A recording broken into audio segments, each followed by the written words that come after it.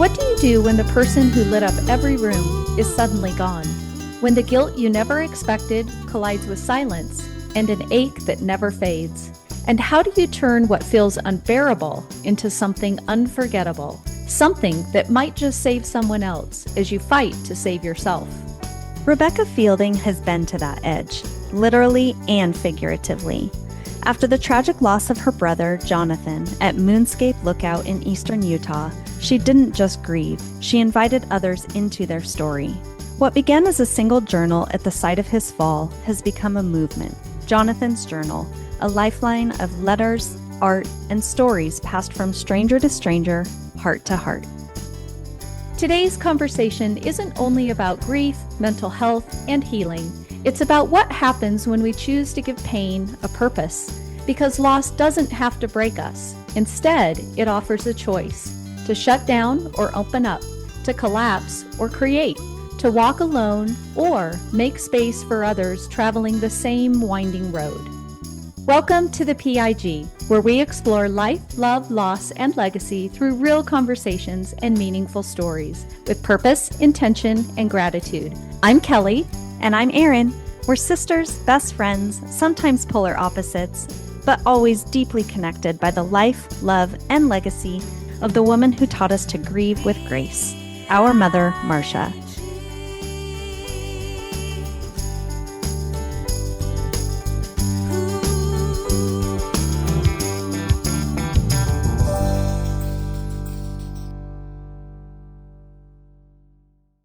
Today, we're honored to welcome Rebecca Fielding to the mic. This is a story of love, of loss, and of a sister who turned unimaginable pain into a living, breathing legacy. Rebecca, welcome to the PIG. It is such a privilege and an honor to have you with us today. Thank you for being here. Thank you guys for having me. I'm really looking forward to this. Well, it's going to be a really wonderful and beautiful conversation. I know our listeners are going to be touched at a very deep level. I know I was very touched when I first heard about Jonathan's untimely accident and his passing on January 27th of 2024 in eastern Utah. Erin and I were born and raised in Western Colorado in Grand Junction, which is where I currently live. And so this accident happened not too far from where I live. So this was actually a story that I heard about and knew about at the time, but never made the connection, never had any intention of making a connection about this story. Until very recently, I saw a CNN article that was published, and we'd love to have you kind of talk about that and share about that article. And I was so moved by the story itself and your story and your journey through it that I reached out and connected, and here we are. We really appreciate you being bold and strong and courageous enough to join Erin and I on the PIG today and to share your story, Jonathan's story, with our listeners.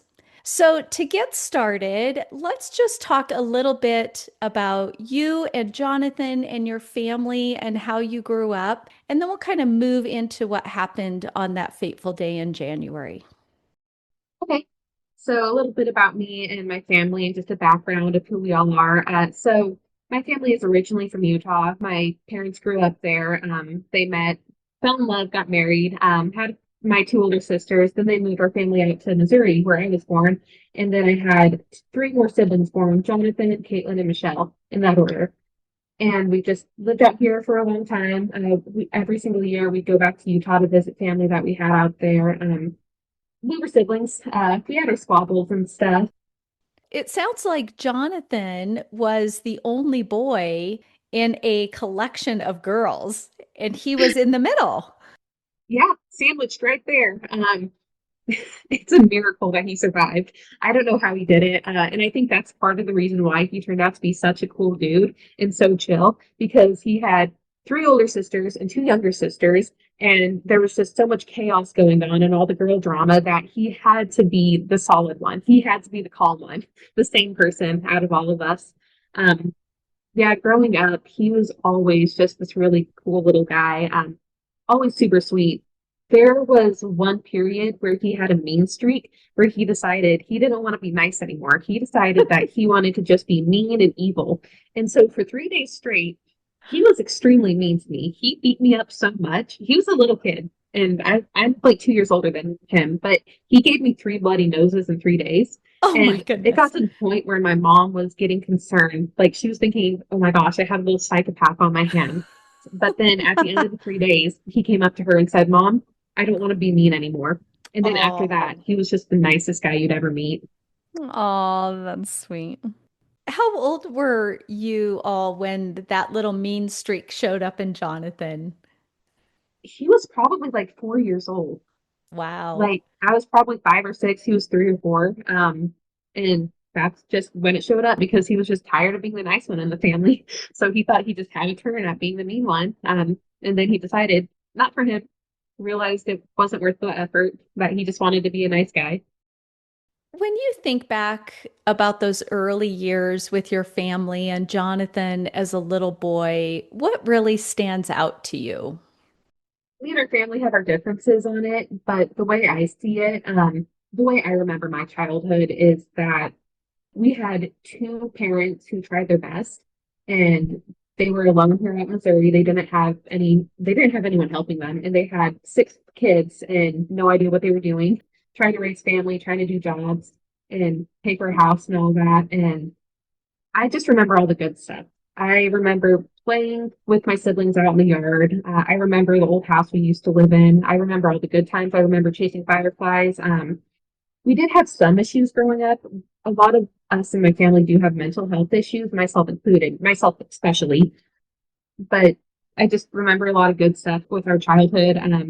I remember all of our Utah trips, all the times we go to like Arches National Park or go visit our grandparents. And I just remember Jonathan just always being there, being like the calm one in all of us. We'd have our fights and stuff, but ultimately he just made sure everyone was always included, even from a young age. I love that. Did he play any sports or what was he into activity wise? What were some of the things that he liked to do as a child? So he was very into sports. He liked doing active stuff. He did a little bit of track and field, particularly in high school. He actually ended up going to state for the thing where you go and jump over the pole. Oh, yeah. Pole vaulting? Uh, Yeah, pole vaulting. Yeah, so our grandpa, he was actually like a state champion when he was a young kid. And so Jonathan took up pole vaulting because he wanted to be like a grandpa and he had a lot of fun with it. And he went to Oh, state. So that was one thing he did. And when he was in middle school, I believe it was, he really started getting into photography. He had done it for like this Boy Scout award badge thing. And then after he finished the project, he just kept on doing it. And that kind of really shaped who he was. He really became like the photographer of the area. He was always out taking pictures of people, always had his camera with him, just always practicing and getting better. that actually leads us to the day that your family's life changed forever. Because as I understand it, Jonathan had moved back to Utah from Missouri and was out taking pictures. Yeah. So he had moved out to Utah because he was trying to get his place in the world. He's trying to figure out where he fit in. And he had gotten hired at this company. They do door-to-door salesman stuff. It's called The Grid. They sell pest control. And so Jonathan joined them and yeah, he had moved out there. He had been living out there for about 6 months, I believe, less than a year. And it was the off season and they were just getting ready to go down to Texas to start their next gigs. And so Jonathan went with two friends out to a place in southeastern Utah called Moonscape Overlook. And he was out there doing photography with his friends, and that's when he had his accident. Do you feel comfortable explaining to us what happened that day? Yeah, for sure. So I wasn't there. I don't have firsthand accounts really. I talked to one of the guys who was there and he gave me like a description of what happened. They had driven their truck over to the side. So Moon Overlook, it's like a peninsula in the sky almost. So it's like this outcropping of the big rocks and cliffs, and then it's just open views all around. So it's almost 360 views with Factory Butte right behind it.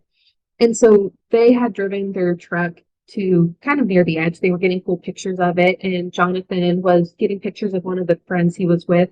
He had his camera up and he was very focused in the zone, and he was getting closer and closer to the edge, backing up because he was trying to get that right perfect angle because he was just so in the zone with that. And his friend said, "Hey, Jonathan, you're getting too close," or something like that. Said, "Jonathan, watch out, you're right on the edge." And so Jonathan put his foot back to get his balance, to step forward, and there wasn't anything there. His foot just, Mm. the rocks there, it's just all shale and just very loose and just dirt and all the loose rocks. And so put his foot down and he slipped and he fell. And he managed to catch himself when he first fell, and he was holding on. And one of the friends he was with, who was looking at him when it happened, he ran over to try to pull him up, and Jonathan couldn't hold on any longer, and he let go and he fell. He fell 150 feet and hit like the sandy embankment, and then he fell another 150 feet. And so the two guys, they ran over, and the one who was at the truck at the time tried climbing down there to save him because they thought he was still breathing. And he got about 5 to 10 feet down. And then the other guy grabbed him and was like, "Hey, no, you can't do that. You're going to die." And so they went back up and called 911. Do you guys want me to get into how I found out about it? If you're comfortable sharing, yeah. Yeah. Sorry, getting a little shaky there. It's okay. This isn't something I've really talked about a whole lot with people. I talked with my therapist about it, told her about exactly what happened, and I told a couple of family members, but I've never actually just sat down and gone through exactly how I found out. Um, so at the time, I was in St. Louis, about 3 to 4 hours away from my house, because I was at a horse thing, a clinic, like a convention. I was learning things there. And at the time, I was at an Airbnb by myself because my friend who was with me had to leave early because her dog got sick. And so I was home at the Airbnb alone. I wasn't sober. I was a little high. And in some ways, I think that was better. In some ways, I think it was worse. But I was just vibing along just on my phone when I got this text. It was from my dad, and he said that Jonathan was in a hiking accident and fell in Moab, Utah, because we thought it was Moab at the time, and that he didn't know anything, and that there was a helicopter in the way. This happened around 5 o'clock my time, 4 o'clock Utah time. And in that moment, it took me 5 whole minutes for that text to really set in because, like I said, I was high and it didn't feel real. Like from that moment on, everything just felt indescribable. It was surreal. So I was staring at my phone. It took a long time for me to actually comprehend what it was saying. And I just remember I started breathing faster and started panicking, freaking out really. And so rationally, I knew I couldn't just call my dad because he wouldn't know anything yet.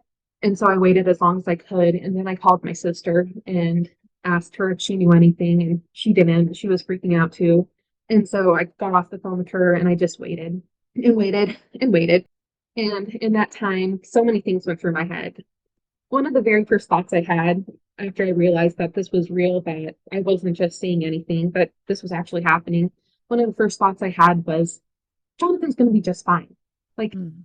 nothing ever happens to Jonathan. He never gets hurt. Nothing bad ever happens to this kid. He's just going to call me back in like an hour and be laughing about this. And we're just going to think it's so funny. And then I got started thinking more. And the next thought I had after that was if he was in a serious accident and if he was seriously hurt and if he was paralyzed, that I hope he didn't survive. Mm. Because for someone like Jonathan, being paralyzed and being like in a vegetative state, that would have been way worse than death. He would never be who he was again, and that would just destroy him as a person. And so I hope that for his sake, that even if it was just for a second I thought this, I did hope that he was gone and that he wasn't in pain if what happened was serious. And so that was just for a fleeting second. Sure. And then I just completely brushed that off. And it's like, again, just, it's Jonathan. Nothing bad will ever happen to this kid. There's no way. And so then I got started thinking, I was like in my head running through scenarios. I was like, okay, so I'm going to go out to Utah and he's going to be like in the hospital because he got a little bit banged up. And I'm going to go see him in the hospital. I'm going to tell him what an idiot he is for always getting so close to the edge and always taking risks around cliffs and doing dangerous stuff. And then I started calling people to like friends and my work to tell them that I wasn't coming in. I was going out to Utah to go see my brother. And so my friend who had left earlier that day because she had to go home because of her sick dog, I had called her and told her what was going on, and she was like, "Hey, okay, I'm gonna stop at this dispensary here in Missouri. We'll get him some good pain relievers." And she was like, "Okay, I'm coming back to get you so I can take you to the airport." So for about 45 minutes, I was just in that Airbnb by myself, making plans to go out, not knowing what was going on, having absolutely no idea what in the world was happening. I managed to call my mom, and she told me that they were getting the car ready to drive out to Utah. So after I called her, it was about another 10, 15, 20 minutes that I was alone and I wasn't calling or texting anyone. And I got out my phone and I started texting Jonathan. Here, I'm going to pull it up so I can remember just what exactly I said. Started texting him and I said that Sydney's getting you some gummy worms from the dispensary. We're going to have so much fun talking about crazy theories of the universe. We're going to watch the rest of the Percy Jackson TV show and we're going to eat more blue food while doing it. I'm going to get us some more eggnog and use an entire bottle of sugar sprinkles to dye it blue. I'm going to stop this show every couple of minutes to screech about things I recognize from the books. Me and you are going to go back to the wedge. We're going to get up at 3 a.m. to see the stars and watch the sunrise. I'm going to be asking if you're having fun a billion times and you're going to get annoyed over it. We're going to eat pad thai and you're going to order spicy, and I'll tell you that's a bad idea. And that's where my text cut off because I got a call from my dad. And I remember exactly where I was. I was sitting on a couch staring at the wall, and his name popped up, and I hit send on that text. But dad called, and to this day, it's just I can still hear it. Like every single time I think about it, I'm back in that moment, and I can just hear exactly how he said it. He said, "He's gone. He's dead." And in that moment, it's just indescribable. I will never be able to describe Yeah. that feeling that I had that day. I screamed. Yeah. It took me a second, and I just screamed. And I don't remember basically anything after that. I don't remember hanging up the phone. I just remember sitting there, dropping the phone, and then just staring at the wall. And I don't know how long I sat there. Eventually, I know I texted or called my friend, Sydney, who was coming back to pick me up, to take me to the airport, and I told her that he was gone. And then I just remember sitting in that house staring at that wall and just the sheer shock of it. Like, it was incomprehensible to me that my little brother was gone. Yeah.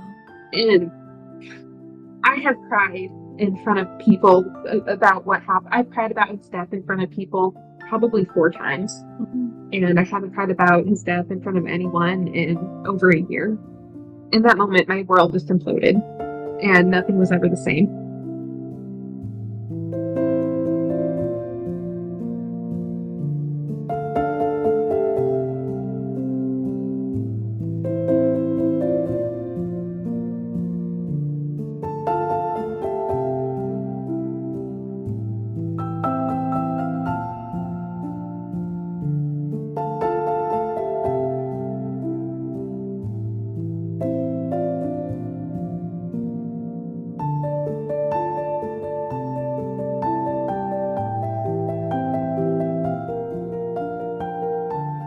I'm really grateful that we have provided a safe space for you to share and to open up and to cry and to laugh. We want this to be a place where it's all okay, all of it. We want you to feel everything that you want to feel. We talk so often about grief on this podcast and how different everybody's grief journey is. And so I just really wholeheartedly don't want you to feel bad or embarrassed or like you have to not let it all come to the surface. I just really want you to know that this is a safe space. And for me, I just feel like I just got such a beautiful picture of who Jonathan was as a child, even growing up. And you just created such a perfect vision of what your household was like and Jonathan being sandwiched in the middle of all of these girls. So I just really want you to know that I'm grateful for everything that you've shared and everything that you'll continue to share. I just want to make sure that you know that this is a space for whatever you need it to be.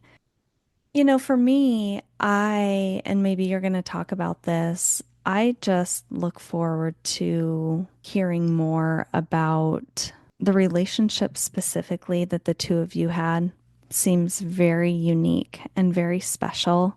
That's a lot of siblings, right? That's a lot of personalities, a lot of moving parts. And so I'm really interested to know about Jonathan's relationship as well with some of the older and younger sisters as well. But it sounds like the two of you had a really strong, unique bond and relationship. And I'd love to hear more about some of that as well. Yeah, definitely. Jonathan, he's 2 years younger than me. We were fighting before he was even born. I would be like laying with my mom or laying against my mom, and I'd feel him kicking. And so I would start punching her stomach back, because I was like, hey, he's kicking me. So I gotta fight it back. So yeah, before he was even born, me and him were going at it a little bit. But growing up, I'm autistic. I am on the spectrum, and it is harder for me to be around people and talk to people and just have conversations. I've gotten a whole lot better over the years. I'm still pretty much a recluse, I would say, but Jonathan, he's just always there. I didn't even call him my best friend because he was more than that. He was my little brother. Mhm. Our relationship really got better, and we got closer the older he got and the older I got. He was always the one I was texting. He was always the one who would respond back to me when I texted. To give you an idea of how who he was to me, around Christmas time of 2023, I realized that I was always texting people and staying in contact with them, but no one was putting in the effort to contact me back or like to message me first. And so around Christmas, I was like, I'm just going to go into not text anyone and see who messages me and like checks in on me. And Jonathan was the only one who did. Mm. It took about 2 weeks because he was traveling back to Utah and getting busy, being busy and getting ready to go out to Texas. But he was the first person to message me and be like, hey, I haven't heard from you in a while. I just wanted to make sure you're okay. So he kind of like won the race for that. Um, Mhm. but that's just who he was. He was the one who checked in on me, who made sure I was okay. And then once I explained to him, I was waiting to see who was going to message me, and I told him that I was kind of bummed out that no one else in the family had reached out to me. He called every member of the family, who talks to me still, and was like, "Hey, you need to check up on Rebecca. You guys never talked to her." And one of the last texts in the last conversation Jonathan ever had with my older sister Michaela was talking about how he wanted her to check in on me more, and he wanted her to make sure I was okay because she still lives out here and she could see me more. And that just gives you an idea of who Jonathan was. He just wanted to make sure that everyone around him was okay and taken care of. And another good example of just how our relationship was the November before he died. So November of 2023, I went out to Utah on one of my trips because I travel a lot.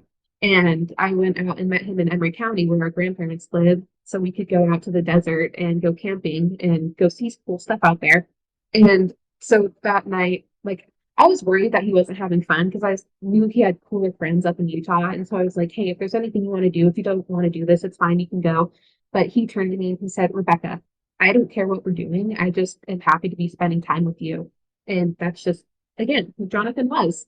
In the moment, you were the only person who mattered to him. He just made sure that you were loved and made sure that you knew that he was there for you and that he cared about you and that you were important to him. So yeah, we had a good relationship. He was a cool little brother. We had a lot of inside jokes. He had a great sense of humor. One thing that kind of got me in trouble since he died is my dark humor jokes because Jonathan was the one who I would send all my dark humor jokes to, and he was the only one in the family who got them. And so now I try to tell other people my jokes. I'm like, hey, this thing, and they're like, that's super morbid. You shouldn't say that. And it's like, man, Jonathan would have Jonathan would loved have that. loved that. Yeah, he would have understood it. And he had a great sense of dark humor. Like most people didn't get to see it because he was always the like golden child and the outgoing kid and the one who was super kind. But yeah, he had a really good sense of dark humor. Yeah. It sounds like the two of you had such an incredible bond, which is something that we obviously get and Uh-huh. understand because we know how important that sibling relationship is. And there are moments where siblings don't get along and don't see eye to eye and have their differences, especially, with age gaps. But there's nothing quite like the love that comes from a sibling. And as an older sister to a younger sister to an older sister of a younger brother, having a younger sibling, and I hear this as you describe Jonathan, is such an incredible gift. And it sounds like as much of a gift as he was to you, you were also an incredible gift to him. And he truly recognized that. And that's a beautiful legacy for you to have and to hold on to, as you navigate the days, weeks, months, and years without Jonathan by your side, but still in your heart. Yeah, for sure. I'm so lucky that he was my brother. And one thing that has gotten me through some of the worst moments of this past year, like family drama and stuff, was that in October of last year, out of the blue, he just messaged me and he was like, "Hey, I can't talk right now on the phone. I can't talk on the phone right now, but I just wanted to let you know how proud I am of you and how much I love you and that I see how you've been growing as a person. And I am just so proud to be your brother and I love you so much." And that text, it made me realize a lot of things in the past year. And it is something that, above all else, I will hold for the rest of my life because I said this to my mom at one point. I said, Jonathan was only a part of my life for about 19 to 20 years, depending on if you want to count the time we were fighting when he wasn't born yet. So 20 years if you count that, 2 decades. And I said, Jonathan was only part of my life for a short time, but that's okay because the love that he had for me in that time was enough to last an entire lifetime. And it really is because, yeah, I only got to know him for a short amount of time, but just the sheer love he had for me, that is something that will last forever. And it is something that I will hold on to forever and something that has gotten me through some of the worst moments of all of this. Rebecca, that's really beautiful. I love that. Enough love to last another lifetime, really, right? Yeah. That's really beautiful. Thank you for sharing that. And really, all we can hope for, right, in the life that we are living and the love that we are giving, I'm going to hold on to that because I want the people in my life and the people that I just meet and come across to know that no matter what, they were cared for and they were loved for exactly who they are in this Mhm. lifetime. And I think that that's all that any of us ultimately want in the end is to be cared for and loved for exactly who we are. And I know from some of the things that you've shared and what I've read and we'll talk about that that's been a real journey for you as well, Rebecca, having to come face to face with this extraordinary, very tragic, and very sudden loss. So, if we go back to the day that you got the news about Jonathan and started your journey to Utah, what was happening inside of you as you made that trek back to Utah? I knew I wanted to go to the place where he died. I was not in a good place mentally. Like, I just lost my brother. And then me and my siblings started fighting a bit because before I left Missouri, I love my sister. She did her absolute best with Jonathan's funeral. And, like, that is something that no sibling should ever have to do. But she Mm-hmm. planned Jonathan's funeral. She got everything set up. She was the go-between person to make sure everything was going to be set up. But one thing that just happened, it was an offhand comment. Like she was just in the moment and like trying to figure things out, and absolutely nothing against her for this. But she said that I probably wouldn't be able to speak at his funeral because there wouldn't be enough time for me. And that was something that absolutely hurt because looking back, I know that's not what she meant. But in the moment, what I felt was that you are not important enough to Jonathan to speak at his funeral, Mm. to say goodbye to him, essentially to represent who he was. And that was just really devastating for me. So I was going out to Utah with that in my head. And then the farther out I got to Utah, another issue that I've had with everything that's happened was my family is Mormon and I am not, and Jonathan was not. and they were planning a very Mormon funeral. And that was something that I was clashing with because I didn't agree with that because Jonathan had left the church at that point. Mormon funerals, they're not really funerals, they're more like church services. And I didn't think that was very respectful to him.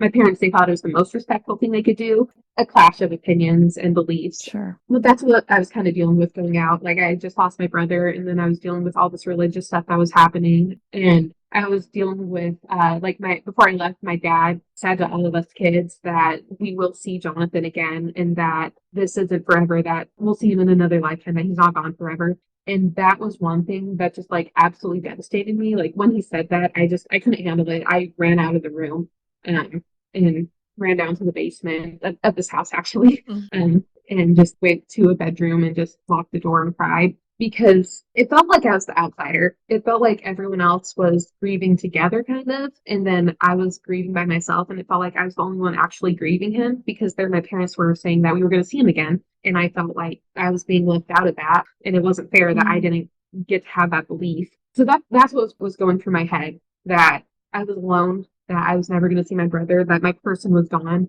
that the person who cared about me the most, I could always rely on, was never going to be there ever again. So then, as I was driving out to Utah, I was in Colorado, close to the Utah border, and I was just driving to southern Utah because that's where I knew the general area was where it happened. And I was just like, okay, someone's going to tell me the place eventually. And so my mom found out the place and she called me and she told me it was Moonscape Overlook. And in that moment, my world just shattered again because Moonscape Overlook was a place that I told Jonathan he should go to. Mm. I told him that before he left Utah to go to Texas for his salesmanship gig, that he should go there because it's super pretty. And I discovered on my way out there that I was the reason why he was there and that he probably wouldn't have been at that place that day if it weren't for me. And he probably wouldn't have died if it wasn't for what I told him. And so going out there, I was very angry. I was very alone and I was very angry at myself and I felt a lot of guilt. And so that's kind of what was going through my head as I was traveling out there. That's a lot of weight to carry for a sister. At the same time, I honor your feelings because I can imagine that it was hard to realize that the place where he misstepped was the place where you encouraged him to go look and see the world. And it wound up being a very dark day and a day that changed everything.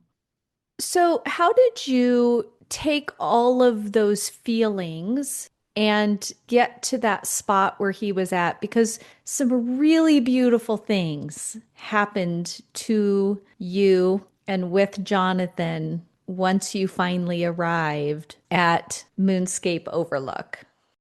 Yeah. So when I got there, of course, I was feeling terrible. But I drove down the road, called my dad. He gave me the number of the guy who was with Jonathan. He described the area where the spot was, and so I was able to find it. And he described what happened, so I had like a visual. I was like looking at the place while he was describing it, and he described what happened. So I knew kind of what happened, and so I went to the spot where the exact spot where he fell, and I sat there at the cliff, and I sat on the edge.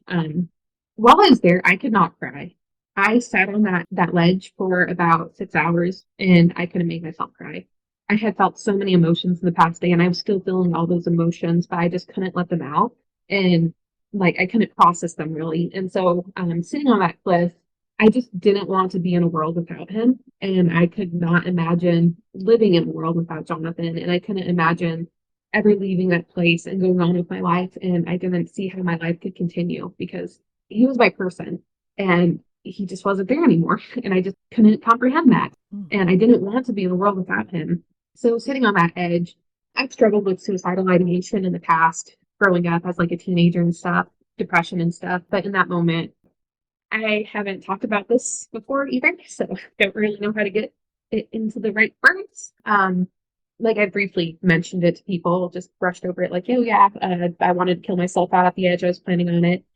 But sitting on the ledge, I was just looking down and I just thought it was the only option in that moment to follow him down and kill myself there. And I actually got pretty close to doing it. I was right on the edge with my legs dangling off. And as I was sitting there, just all of a sudden, it's so cliche and it's like something out of a movie, but In that moment, the clouds parted Mm. and the sun came down on my back, and it felt like someone was behind me hugging me. Mhm. And I just started crying. After 6 hours, I finally was able to start crying. And that was kind of the release I needed. And it gave me a bit of clarity in that moment. So I got off the edge and I backed off a little bit. I had brought a journal, and before I had been ready to jump, I had written down some things in the first few pages of the journal, like a goodbye note, pretty much, just very short. And so I picked up the journal and I ripped out the 2 pages and just folded them up and later threw them away. But I wrote in the journal a little description of who Jonathan was. I wrote Jonathan Fielding and then his date of birth and his date of death and a brother who was too good for this world, a friend who loved all, just stuff like that. And then at the end of it, I wrote a man who left a Grand Canyon sized mark on this world when he left. And then I just put the journal down right where he fell and got up and walked back to my car and drove to my grandparents' house. And so that's what happened out there on the edge. Wow. Um, there's so much to your life summed up in those moments. And I can only imagine how you felt in that place, in that moment, in that time, reflecting on your life and Jonathan's life. And my heart honestly breaks for the struggle that you had to go through in that moment and the questionings and the anger and the fear and the sadness and just all of the things. And at the same time, I'm so grateful that as broken as your heart was in that moment, that when the clouds broke and that sun peeked through, it's almost like I just got this visual of that sun just shining through the broken places in your own heart and just filling them with light and goodness and warmth and security and all of the things that you described and that I picture when I feel about how that sunshine feels on my back. It does feel like a warm hug. And I just love that you were given exactly what you needed in that moment so that you could just make a decision that ultimately will honor yourself and your brother's life beyond anything you could have imagined in that moment because you made that choice. And I'm just grateful that you did. Thank you for sharing those really tender moments with us. I'm really deeply touched by that.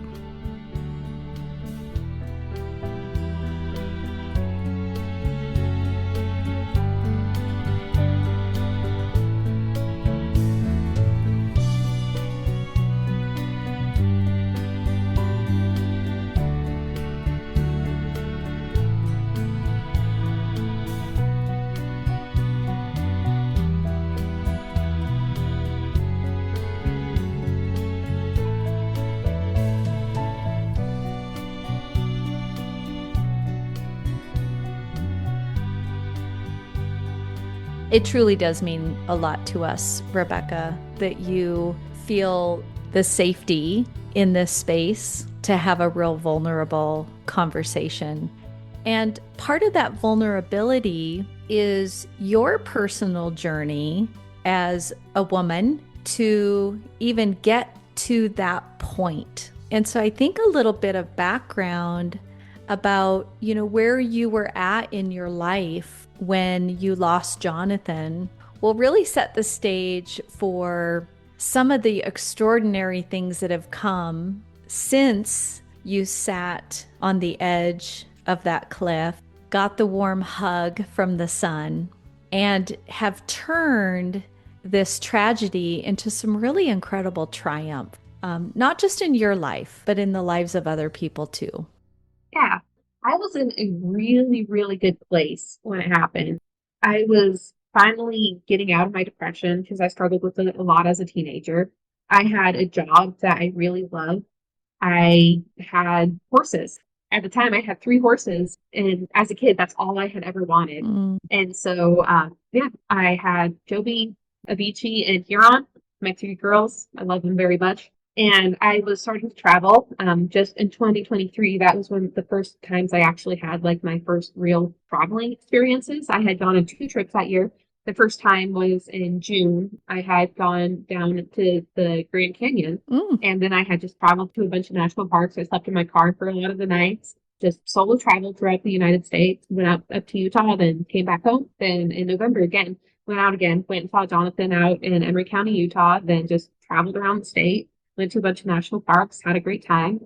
I had a TikTok that was doing really well. I did TikToks of my horses and I did like dark humor stuff that was got very, very popular for a while. And I had some friends. Like for the first time in my life, I had true friends. And I was just doing really good. At the time in January, I had been planning on getting a Mustang for my birthday in February. Mm. And I had been planning on completing the childhood dream of getting a wild Mustang and taming it and just riding off into the sunset, essentially. Everything was looking so good. And one thing that, again, it's so poetic looking back, was about a week or two before Jonathan died, I had posted a TikTok where in it I listed out all these good things that were happening in my life. And I said at the end of it, life is good.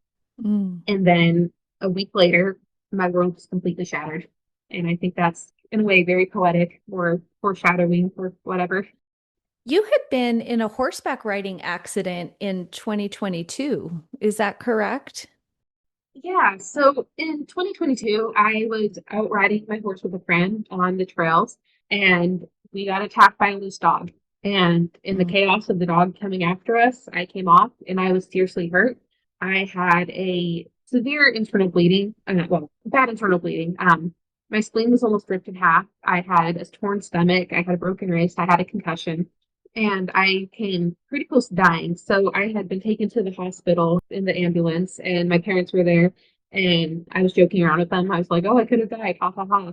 And then my parents stepped out of the room for a minute to make a call, and the doctor came in, and the doctor's like, "Hey, you really need to start taking this seriously because there is a good chance you could actually die from these injuries." And that kind of just blew my mind. I was like, oh, shoot, I could actually die from this. Yeah, so I was in the PCU for about 5 days. I made them discharge me early because I didn't want to be in the PCU anymore. My parents were extremely worried. My mom told me later that she was sitting up at night worried that I was bleeding out at my house because I was too stubborn to stay in the hospital. um, and it took 3 weeks of bed rest before I was able to get up and really do things.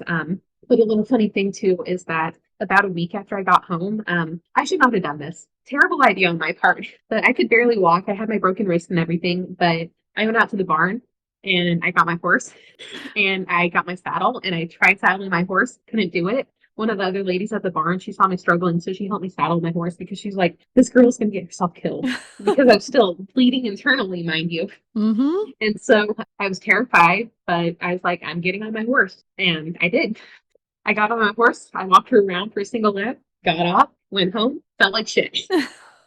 I was in so much pain, but I just needed to prove to myself that I could do it. And I did. Oh, it's probably so good for you emotionally too, right? To get back on the horse. Yeah, literally get back on the horse. Yes. And Erin knows this. I almost called you Lily. Lily is my daughter, and I call Lily Erin and Erin Lily all the time. But Erin knows this. My husband and I, and I've shared with you, are passionate horse enthusiasts and lovers. And so I love that you have your wild horse. And one of the things about horses, and I loved that part of your story and how passionate you are about horses. And I know that you bought and rebuilt and fixed up an old damaged Jeep and got into mechanical repair, and would love to hear how emotionally healing all of that was for you. But horses are incredible in the sense of their knowing and their understanding by just a look in your eyes. Yeah, it is pretty magical.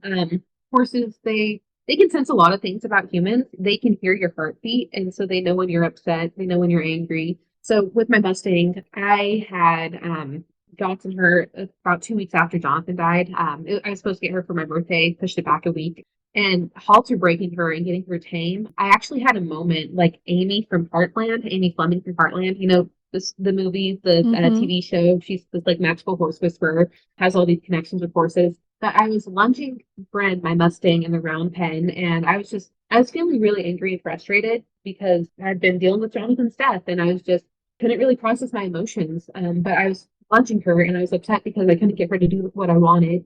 And so it was exactly like this moment from the first season of Heartland where Amy is lunging Spartan, the horse, because Amy's mom had died getting that horse, and Amy had been with her, and Amy had been feeling all that guilt from her mom's death. And she was angry with this horse because the horse just wouldn't do what she wanted, and she couldn't connect with the horse. And so she was lunging Spartan in the round pen, and she started yelling at him and crying and had a release of emotions. And that's when they had their join up, and that's when they connected.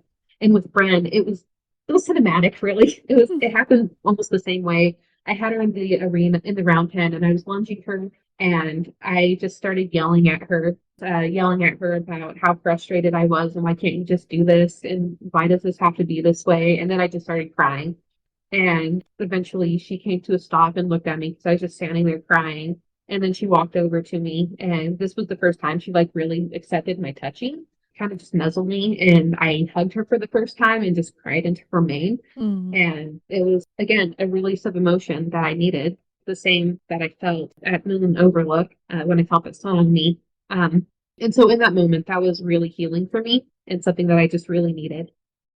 It's a really, really special moment that you had. And I love that she held that space for you to release your emotions and to be that strong presence for you to just let go. Yeah, she was really what I needed. And she's an incredible horse, and I love her so much. And in a way, I feel like so I don't really believe that Jonathan's still out there necessarily in the sense that, oh, he's a ghost. But if it wasn't for Jonathan, I would never have met this horse, and I wouldn't have healed in that way. And I think that's one of the last gifts Jonathan had for me was setting my life on a path where I could meet this horse. And it feels like she was sent from the universe almost to be there for me when I needed her the most. That's really special. That's incredible. I would love to. This might seem like a hard right turn. So Kelly will rein me in if I need to be reined in. But it's so beautiful to hear you talk about kind of who that horse was in your life and giving you that place to just be and cry and comfort you in that way. I am really fascinated by this journal, Jonathan's journal. And so I would really love to talk, if we can, about, and I don't know how we necessarily want to transition into that conversation or if there's certain things that we need to talk about beforehand. But, we've shared so much about Jonathan and who he is and his impact on this world when he was in it.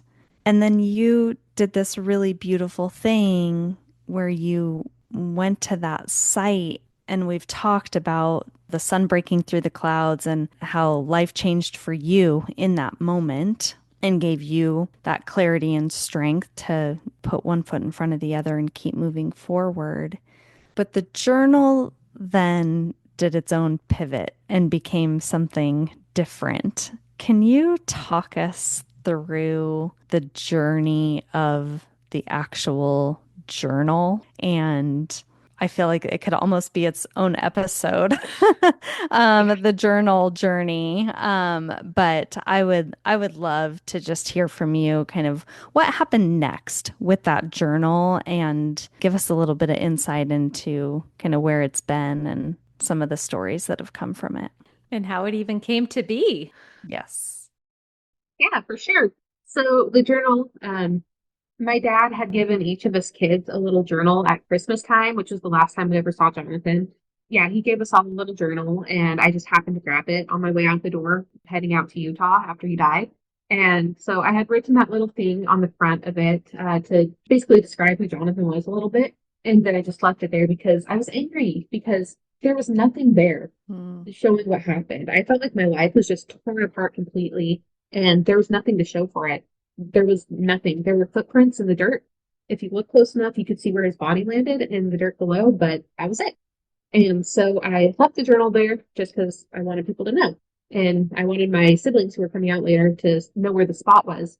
So I left it there, and then I just didn't think about it at all.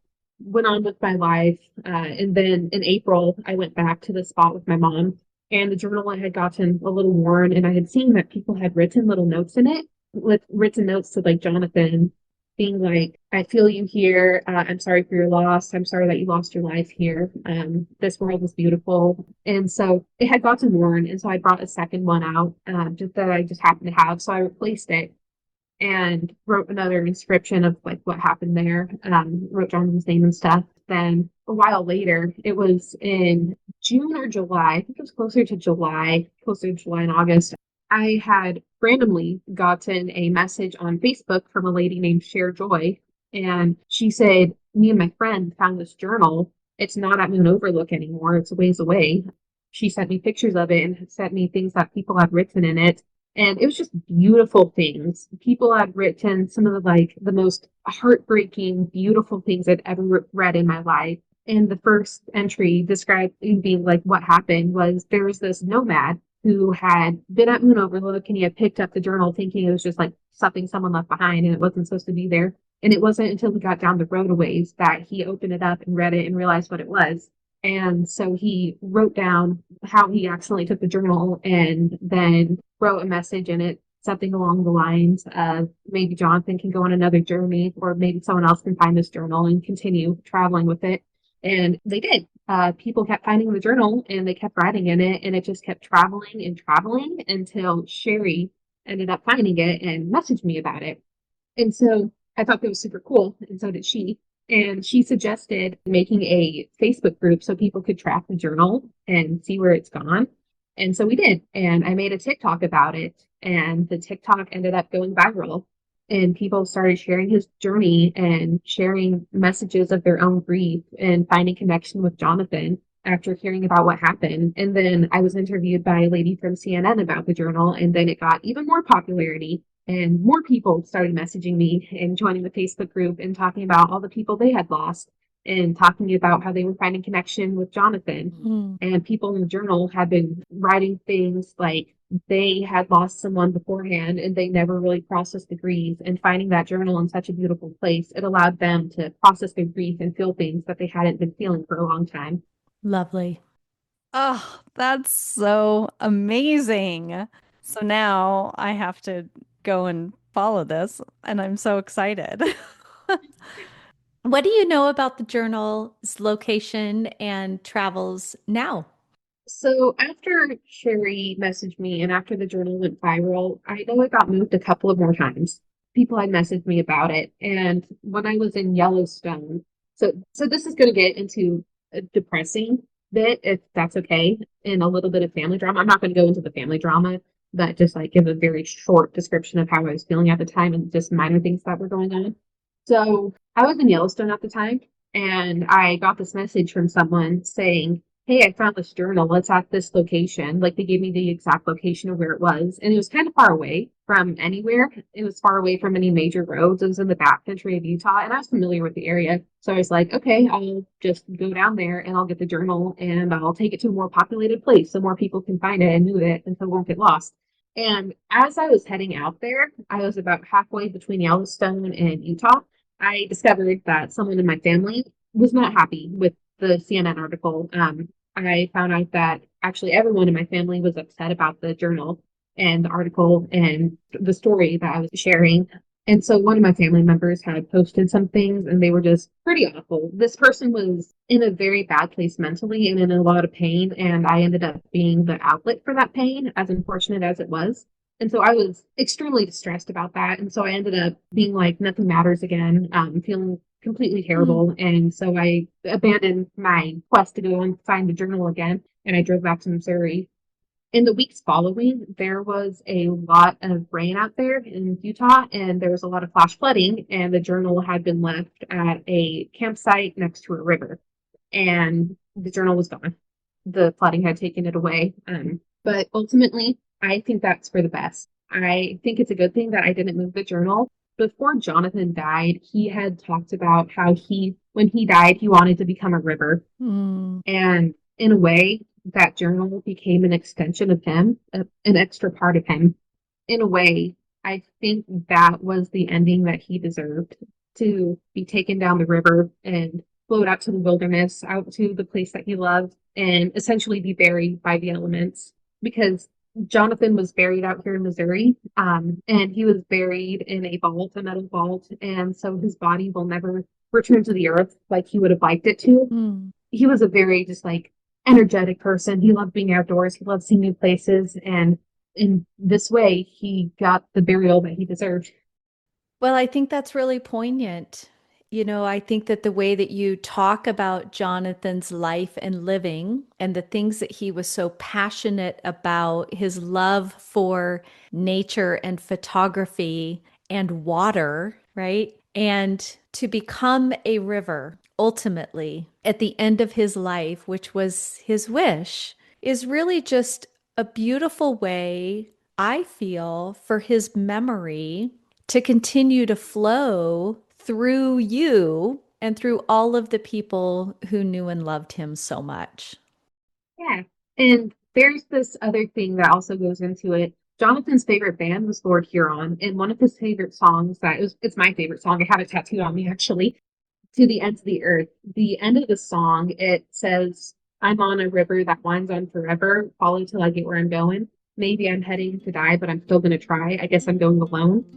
I think that is just such an incredible parallel between the two, that Jonathan got to travel down the river and he's going down that river forever, and he's just on this long journey that will never end. Mm. And thanks to all the people who have heard about his story and have felt that connection to him, they're continuing his journey down that river, and they're continuing to keep him alive and keep him going in their hearts. And just in that way, he's never going to actually die.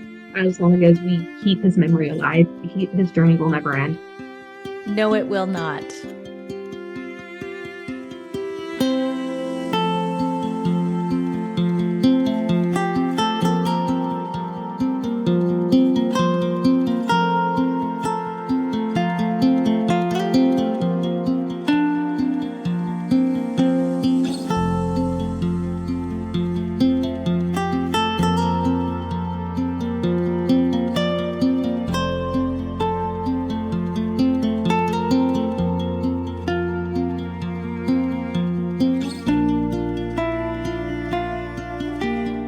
I know too that one of the things that Jonathan absolutely loved in his life was photography, and that you still have the pictures that he took the day of his passing on his original photography website. I've looked at them, they're absolutely beautiful, and his eye for photography is really something. And my daughter is a photographer, and so I know how meaningful and valuable and important photographs are for capturing the essence of all life, whether that's human life or the natural world.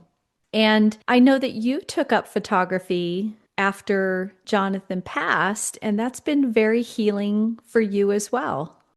Yeah. So back in December, I got my first camera, after a whole bunch of people had encouraged me because I'm always in these pretty places. They're like, just get a camera so you can get good pictures of it. So I did, and I've started taking pictures with it. I've been hired a couple of times now. I mostly do horses. I've traveled a lot, and I have taken some pretty cool pictures of all the places I've been. And in a way, I get to keep his memory alive. And Jonathan's name of his photography business was Through Johnny's Eyes. Mm. And he loved this concept of Johnny's Eyes. He just had this idea that it was going to be bigger than just him. It was going to be bigger than just his eyes, and that his business was going to grow and it would turn into like this art of storytelling, and that he'd someday tell a story that would change the lives of millions of people. He wrote this down in his journals on his phone that we only got to read finally in December, almost exactly a year after we saw him. But anyways, So he had the concept of Johnny's eyes that it was bigger than him. And so I decided to name my photography business through Johnny's eyes Mm. because that's how I'm seeing the world now. Every single photo I take, it's through Jonathan's eyes and it's for Jonathan and continuing his legacy and what he loved and just going out and seeing all the beautiful things in the world and trying to find the same joy in life that he did. God, that's so incredible, Rebecca. I'm just like grinning ear to ear hearing you talk about this. That is the most perfect name. I love that you have continued it. It's such a beautiful mindset for you to have, and for you to choose to see the world how Jonathan saw the world. It's beautiful. So, did you take your camera on your big jump? And are you open to sharing with us about your healing jump? That was a really big moment for you. Yeah, for sure. So the jump that you're talking about, Rope Swing Moab is the company that does it. Mm-hmm. They are a company located in Moab, as the name says. It is a 400-foot vertical drop. They have these ropes that they place over the cliff, and you just jump off of it and you plummet about 200 feet before the rope catches you and you swing over the canyon. It's all in power. It's not like a bungee cord. There's nothing that drops out underneath your feet. You have to physically step off that cliff. And so I recently was on a 3-week trip out to the Pacific Northwest. And due to a complete random set of circumstances, I ended up going through Utah to get out there. And I was like, hey, I'm in the area. I could go do this jump that I heard about. And so I managed to get last minute spot and I went there and it was it was the most incredible thing I've ever done in my life. I've done a lot of cool things, in my opinion, but this takes the cake. Forcing yourself off a cliff, it goes against every single instinct you have. Like every part of your body is telling you, do not step off this cliff. I'm not scared of heights. Even after Jonathan died, I had no problem being on cliff edges. I freaked my mom out quite a bit because I would constantly be on cliffs while traveling, even after what happened. But being on that cliff, it was like time sped up. I wasn't ready for it at all. I was freaking out, could barely breathe. So I got up to the edge. They got me all harnessed in, and I was standing there. And the people who were with me that day were absolutely incredible. One of the ladies came up because I described what had happened and why I was there that day, and she came up and said, "How can we support you today? And how do you want us to help you get off the cliff?" And so ultimately we came up with they would count down 5, 4, 3, 2, 1, and then they would say "Go Johnny," and I would jump off when they said Oh, "Go Johnny" because Johnny was Johnson's nickname. Oh, And so they did, and time sped up, and all of a sudden, I was stepping off that cliff, and it was the most horrible thing I've ever done. It was a terrible sensation. I don't know how I stepped off that cliff. It felt like something just kind of pushed me. No one pushed me, but it kind of did. I stepped off, and time just froze. And for half a second, I was like, "Holy crap, I did it!" Um, and then I started plummeting. Again, another sensation I'll never be able to fully describe. But in that moment, nothing else really mattered. It was just me and that drop. I finally swung out over the canyon and I just started swinging around and I yelled, "Go, Jonathan." mm, And then while I was swinging, I said, "I miss you so much." And I just started crying. mm. And I was just swinging over the canyon. I was thinking about Jonathan, thinking about how much I missed him and how much I wished he was there with me. Crying while dangling from a rope 200 feet above the ground. It's a different kind of healing. I think I processed a lot of things I hadn't processed before in that moment. The reason why I did that jump was I wanted to understand what exactly happened with Jonathan. Like, I wanted to know how he felt when he was falling, which some people probably want to understand. But for me, it was a closure that I needed to have. I needed to understand. And I did. And it was, yeah, an incredible experience. it sounds like there was a piece of Jonathan that was with you and a piece of your healing journey that needed to have that closure for you to move on to what's next.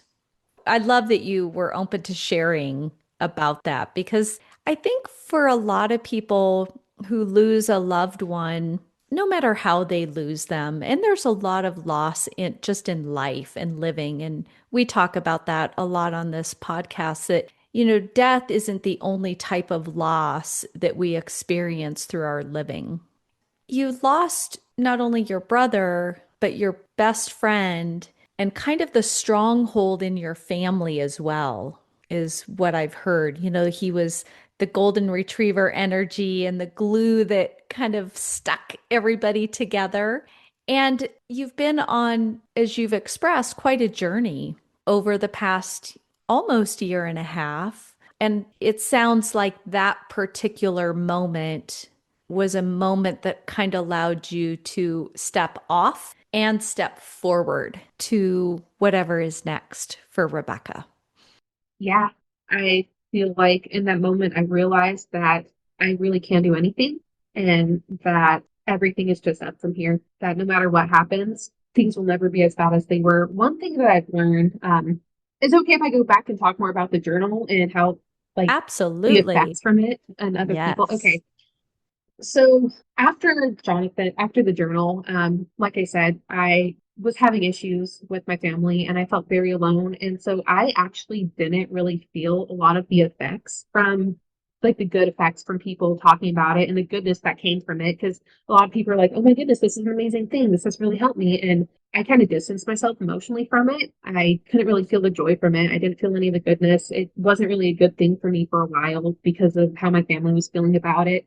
And as the months went on, my family and me started running into people randomly, like on the street, just doing random things, like at the grocery store, and meeting people who had heard about Jonathan's journal. And like through sheer coincidence, got started talking, and they're like, "Oh my goodness, that was your son, that was your brother."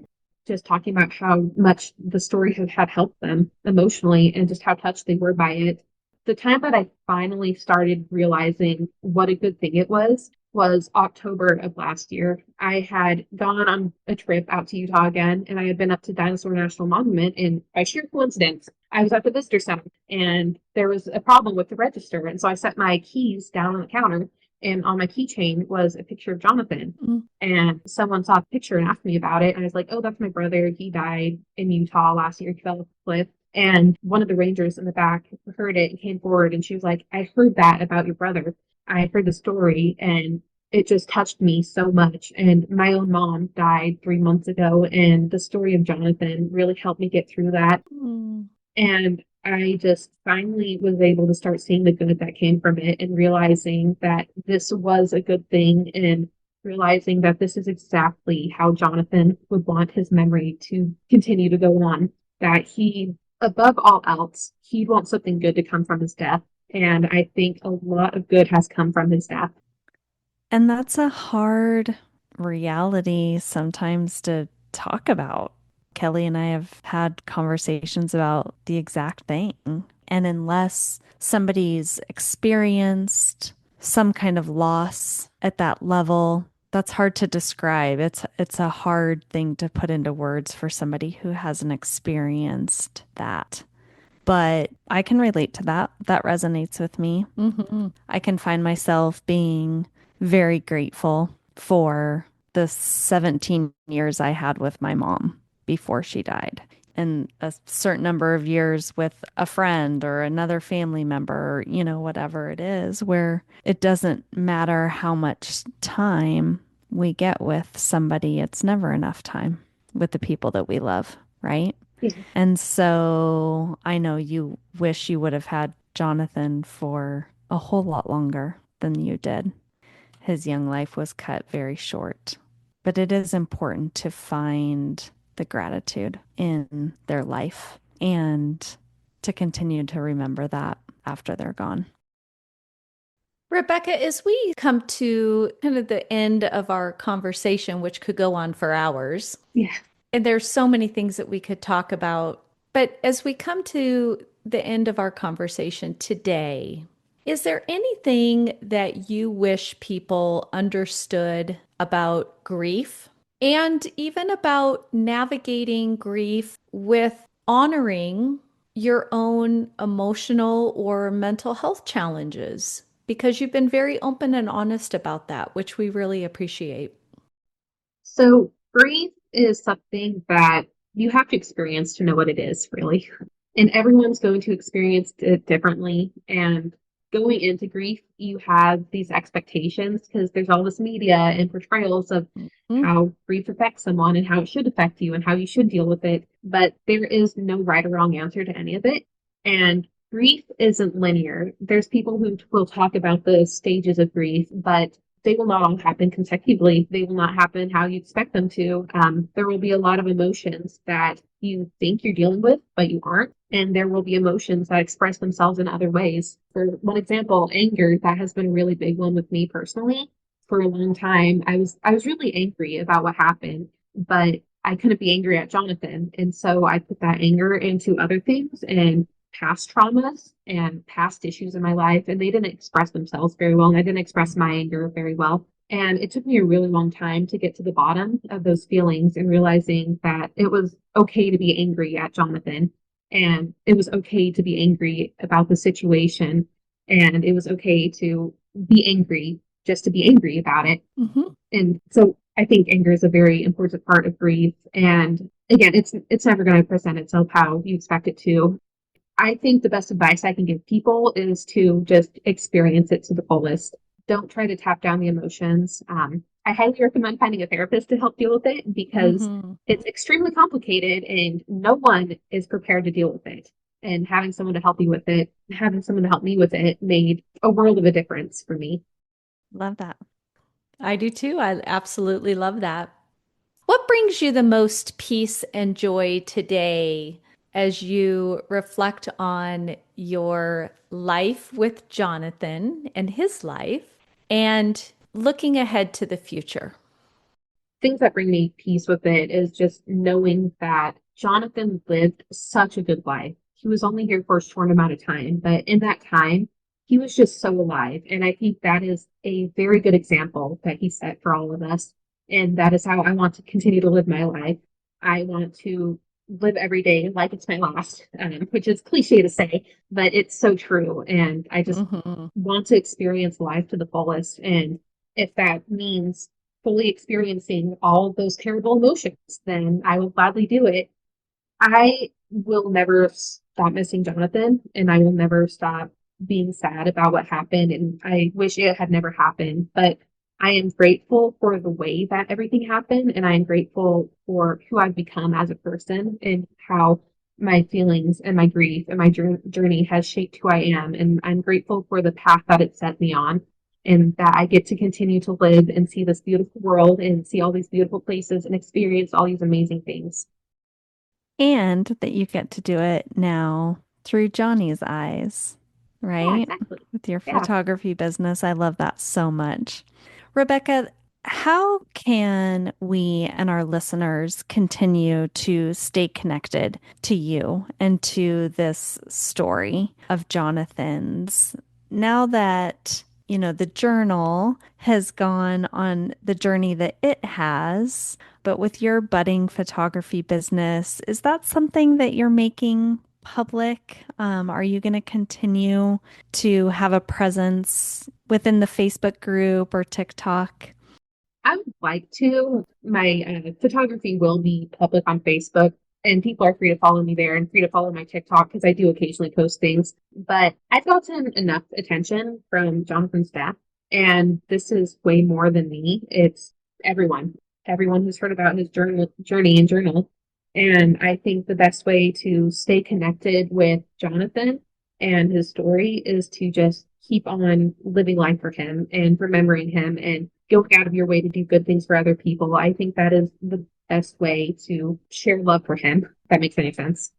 It makes perfect sense. And it's beautiful and admirable. And I am grateful that we get to play a small role in continuing Jonathan's legacy. So thank you for sharing so much of yourself and for sharing so much of Jonathan with us. It's a true beauty from ashes type of story, right? Where it's just, we're never prepared to say goodbye to the ones that we love, but you have continued to build and create a really beautiful legacy in Jonathan's honor. And I know that he would be so incredibly proud Mhm. of you and how you've chosen to live your life and how you've chosen to remember and honor him. And so I see it. I know that Kelly sees it, and I know that our listeners will see and hear about it. But I'm really proud of you, and I'm really grateful for your trust in us with your story today. I am just so thankful that you guys reached out and that I was able to share this with you guys. And I've loved listening to your podcast. The past week I've listened to it, and it's been really good listening to you guys. And I've learned a lot, and I felt like I've really connected with you two and your story as well. Well, thank you. That means the world to us. We really, really appreciate that. So, because you've listened, you know what's coming. We do ask all of our guests if they have a unique or similar PIG, because you've heard the story about how we named the podcast what we did. It's not the pig, it's the PIG, but it's in honor of our pigs because our mom collected them. But Yeah. our mission and purpose, intention, and gratitude for not only all the guests that we have on, but all the people who have made such an impact on our lives and even allowed this journey to be possible, including our mom. So if you have a PIG, we'd love to hear it. Yeah. So my PIG is to see the world through Jonathan's eyes and experience all the things he never got to do. It's a beautiful world we live in, and I am the luckiest person on the planet because I get to see it. Wow. Thank you, Rebecca, for sharing again so much of yourself and your brother and your story. We appreciate it. We're grateful for you. Again, I am very grateful that you guys had me on here and took the time to talk to me. I was able to talk about things I've never really put into words before, so that was really good for me. Thank you. Yay. That's really beautiful. Exactly. See, it was all meant to be. Well, Rebecca, please stay in close touch, and we'll put the links to TikTok, to Jonathan's journey, and also Jonathan's website in our show notes. And we hope to have you back again. And we would really love to keep this conversation going and growing. Absolutely. I look forward to it. That sounds awesome.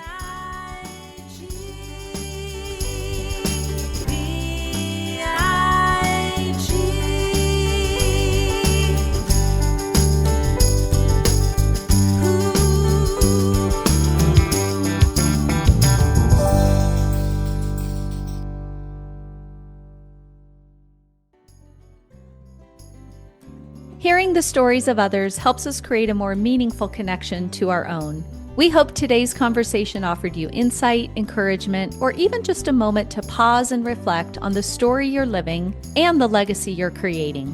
If something in this episode moved you, please consider sharing it with someone you love. A small share can make a big impact. You can also join us on Instagram, Facebook, or LinkedIn and connect further at thepigpodcast.com. And if you're enjoying this podcast, one of the most meaningful ways you can support us is by leaving a 5-star rating, writing a short review, or simply letting us know your thoughts. Your feedback helps us reach others and reminds us why we do this work. Because the PIG isn't just a podcast. It's a place to remember that even in the midst of grief, life goes on, resilience matters, and love never leaves.